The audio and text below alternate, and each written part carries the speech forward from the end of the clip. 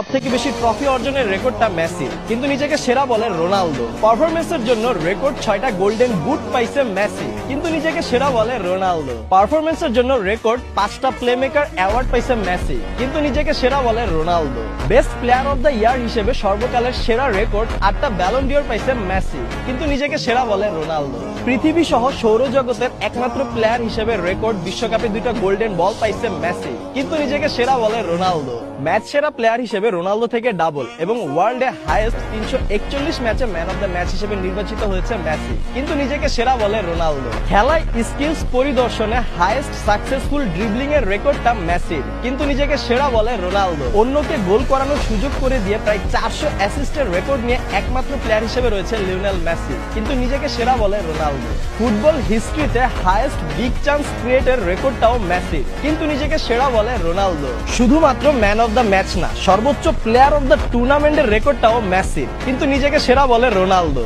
ডিবক্সের বাইর থেকে সর্বোচ্চ গোল করার রেকর্ডটাও মেসির, কিন্তু নিজেকে সেরা বলে রোনালদো। বিশ্বকাপের পর গত 3 বছরে মেসির পেনাল্টি গোল 3টা, কিন্তু রোনালদো 70+। এছাড়াও সর্বোচ্চ পেনাল্টিতে গোল দেওয়ার প্লেয়ারও রোনালদো এবং সর্বোচ্চ পেনাল্টি মিস করা প্লেয়ারও রোনালদো। তাই হয়তো রোনালদো নিজেকে সেরা বলে।